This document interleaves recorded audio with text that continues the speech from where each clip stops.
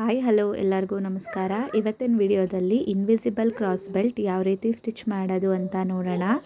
ಮೊದಲಿಗೆ ಈ ರೀತಿ ಮೇನ್ ಫ್ಯಾಬ್ರಿಕ್ ಏನಿದೆ ಅದರ ಹಿಂದ್ಗಡೆ ರಾಂಗ್ ಸೈಡು ಈ ರೀತಿ ನಾವು ಕರೆಕ್ಟ್ ಅಳತೆಗೆ ಕಟ್ ಮಾಡ್ಕೊಂಡಿರೋ ಒಂದು ಕ್ರಾಸ್ ಬೆಲ್ಟನ್ನು ಕಂಪ್ಲೀಟಾಗಿ ಸ್ಟಿಚ್ ಮಾಡ್ಕೊಂಬಿಡೋಣ. ಅದಕ್ಕೆ ಫುಲ್ ವಿಡಿಯೋ ನೋಡ್ತಿರೋರಲ್ಲಿ ಮುಕ್ಕಾಲಷ್ಟು ಜನಗಳು ಸಬ್ಸ್ಕ್ರೈಬ್ ಮಾಡಿಕೊಂಡೇ ಇಲ್ಲ. ಸೊ ಪ್ಲೀಸ್ ಆ ರೀತಿ ಮಾಡೋಕ್ಕೆ ಹೋಗಬೇಡಿ, ಸಬ್ಸ್ಕ್ರೈಬ್ ಮಾಡಿಕೊಂಡು ವಿಡಿಯೋನ ನೋಡಿ.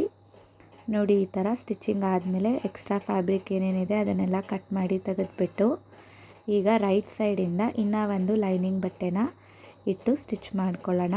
ನಾವು ಲೈನಿಂಗ್ ಬ್ಲೌಸ್ ಆಗಲಿ ಅಥವಾ ಪ್ಲೈನ್ ಬ್ಲೌಸ್ ಆಗಲಿ ಯಾವುದನ್ನೇ ಸ್ಟಿಚ್ ಮಾಡಬೇಕಾದ್ರೂ ಕ್ರಾಸ್ ಬೆಲ್ಟ್ ಸ್ಟಿಚ್ ಮಾಡೋದಕ್ಕೆ ಮೂರು ಬಟ್ಟೆನೇ ತೊಗೊಬೇಕು. ಒಂದು ಮೇನ್ ಫ್ಯಾಬ್ರಿಕ್ಕು, ಇನ್ನೆರಡು ಲೈನಿಂಗ್ ಬಟ್ಟೆ. ಈ ರೀತಿ ಕೆಳಗಡೆ ಒಂದು ಸ್ಟಿಚ್ ಆದಮೇಲೆ ಅದನ್ನು ಓಪನ್ ಮಾಡಿಕೊಂಡು ಅದರ ಮೇಲೆ ಕಿನಾರಿ ಹಾಕ್ಕೊತಾ ಇದ್ದೀನಿ. ಈ ರೀತಿ ಕಿನಾರಿ ಆದಮೇಲೆ ಅದನ್ನು ಹಿಂದಕ್ಕೆ ಫೋಲ್ಡ್ ಮಾಡಿಕೊಂಡು ತಿರ್ಗಾ ಅದ್ರ ಮೇಲೆ ಇನ್ನೂ ಒಂದು ಸ್ಟಿಚ್ ಅನ್ನೋದನ್ನ ಹಾಕ್ಕೊಬೇಕು. ಸ್ಟಾರ್ಟಿಂಗು ಮತ್ತು ಎಂಡಿಂಗು ಸ್ಟಿಚ್ ಹಾಕಬೇಕಾದ್ರೆ ರಫ್ ಮಾಡಬೇಕು. ರಫ್ ಮಾಡೋದನ್ನ ಮಾತ್ರ ಮರೆಯೋಕ್ಕೆ ಹೋಗಬೇಡಿ. ನೋಡಿ ಇಷ್ಟೇ, ನಮ್ಮ ಕ್ರಾಸ್ ಬೆಲ್ಟ್ ರೆಡಿ ಆಯಿತು. ನಾನು ಇದೇ ಥರ ಇನ್ನೂ ಒಂದು ಕ್ರಾಸ್ ಬೆಲ್ಟು ರೆಡಿ ಮಾಡಿ ಇಟ್ಕೊಂಡಿದ್ದೆ. ಇವಾಗ 2 ಕ್ರಾಸ್ ಬೆಲ್ಟು ರೆಡಿ ಆದಮೇಲೆ ಎರಡು ಸಮ ಇದೆಯಾ ಅಂತ ಒಂದ್ರ ಮೇಲೆ ಒಂದನ್ನು ಇಟ್ಕೊಂಡು ಈ ರೀತಿ ಚೆಕ್ ಮಾಡಿ ನೋಡ್ಕೊಬೇಕು. ಕೆಲವೊಂದು ಸಲ ಸ್ಟಿಚ್ ಹಾಕಬೇಕಾದ್ರೆ ಸ್ವಲ್ಪ ವೇರಿಯೇಷನ್ ಬಂದಿರುತ್ತೆ. ಕಟ್ಟಿಂಗ್ ಆದಮೇಲೆ ಸ್ಟಿಚ್ ಹಾಕಿದ ಮೇಲೂ ಸಹ ಈ ರೀತಿ ವೇರಿಯೇಷನ್ ಬಂದಿರುತ್ತೆ. ಒಂದು ಅಥವಾ 2 ಡಾಟ್ ಅಷ್ಟು ವೇರಿಯೇಷನ್ ಬಂದಿರುತ್ತೆ. ಅದನ್ನು ಕಟ್ ಮಾಡಿ ಟ್ರಿಮ್ ಮಾಡ್ಕೊಂಬಿಡಬೇಕು.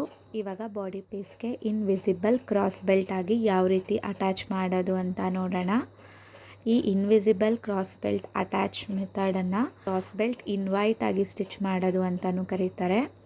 ನೋಡಿ ಈ ರೀತಿ ಮೊದಲಿಗೆ ಒಂದು ನಾವೇನು ಲೈನಿಂಗ್ ಪೀಸ್ ಸಪ್ರೇಟಾಗಿತ್ತಲ್ಲ ಅದನ್ನು ಓಪನ್ ಮಾಡಿಬಿಟ್ಟು ಒಂದು ಮೇನ್ ಫ್ಯಾಬ್ರಿಕ್ಗೆ ಒಂದು ಲೈನಿಂಗ್ ಅಟ್ಯಾಚ್ ಮಾಡ್ಕೊಂಡಿದ್ವಲ್ಲ ಸ್ಟಾರ್ಟಿಂಗು, ಅದನ್ನು ಇಟ್ಕೊಂಡು ಈ ರೀತಿ ಕ್ರಾಸಾಗಿ 1/4 ಇಂಚು ಮುಂದೆ ಮೂತಿ ಹತ್ರ ಬಿಟ್ಕೊಂಡು ಅಟ್ಯಾಚ್ ಮಾಡ್ಕೊಂಡು ಬರ್ತಾಯಿದ್ದೀನಿ.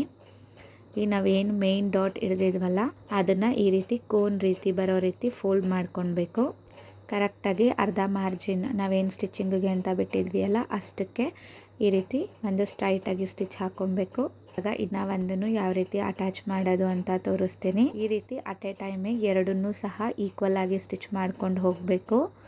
ಒಂದನ್ನು ಕಂಪ್ಲೀಟಾಗಿ ಸ್ಟಿಚ್ ಮಾಡಿ ಇನ್ನೊಂದನ್ನು ಆಮೇಲೆ ಮಾಡ್ತೀವಿ ಅಂತೆಲ್ಲ ಮಾಡೋಕ್ಕೆ ಹೋಗಬೇಡಿ.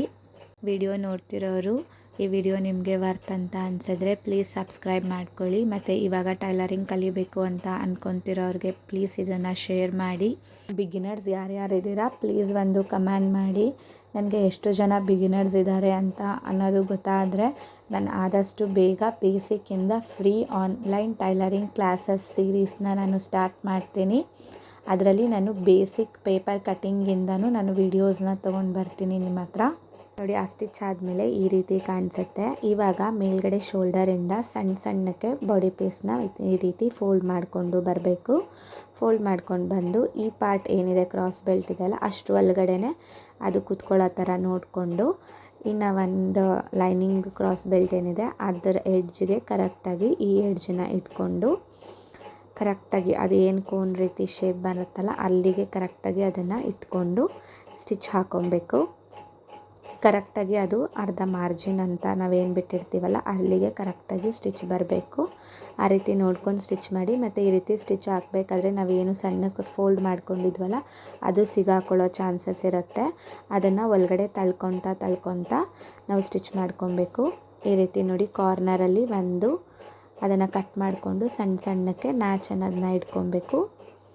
ನಾವು ಆ ನ್ಯಾಚ್ ಇಟ್ಕೊಬೇಕಾದ್ರೆ ನಮ್ಮ ಸ್ಟಿಚ್ಚಿಗೆ ಅದು ಡ್ಯಾಮೇಜ್ ಆಗಬಾರ್ದು. ಆ ರೀತಿ ನೋಡಿಕೊಂಡು ಸಣ್ಣಕ್ಕೆ ನ್ಯಾಚ್ ಹೊಡ್ಕೊಂಡಾದ್ಮೇಲೆ ಈ ರೀತಿ ಒಂದು ಸೈಡಿಂದ ಬಾಡಿ ಪೀಸ್ನ ನಿಧಾನಕ್ಕೆ ಆಚೆ ಎಳ್ಕೊಂಡ್ರೆ ಆಯಿತು. ಕ್ರಾಸ್ ಬೆಲ್ಟ್ ಅಟ್ಯಾಚ್ ಮಾಡಬೇಕಾದ್ರೆ ರಫ್ ಮಾಡೋದು ತುಂಬ ಇಂಪಾರ್ಟೆಂಟು. ಇಲ್ಲಿ ನಾನು ತೋರಿಸ್ತಿದ್ದೀನಲ್ಲ ಎಂಡಿಂಗು ಮತ್ತು ಈ ರೀತಿ ಈ ಮೂಲೆಯಲ್ಲೂ 2 ಕಡೆನೂ ರಫ್ ಮಾಡಲೇಬೇಕು. ರಫ್ ಮಾಡಲಿಲ್ಲ ಅಂತ ಅಂದರೆ ನಾವು ಆ ರೀತಿ ಬಾಡಿ ಪೀಸ್ನ ಒಳಗಡೆಯಿಂದ ಎಳ್ಕೊಂಡಾದಾಗ ಸ್ಟಿಚ್ಗಳು ಬಿಟ್ಟೋಗಿಬಿಡುತ್ತೆ.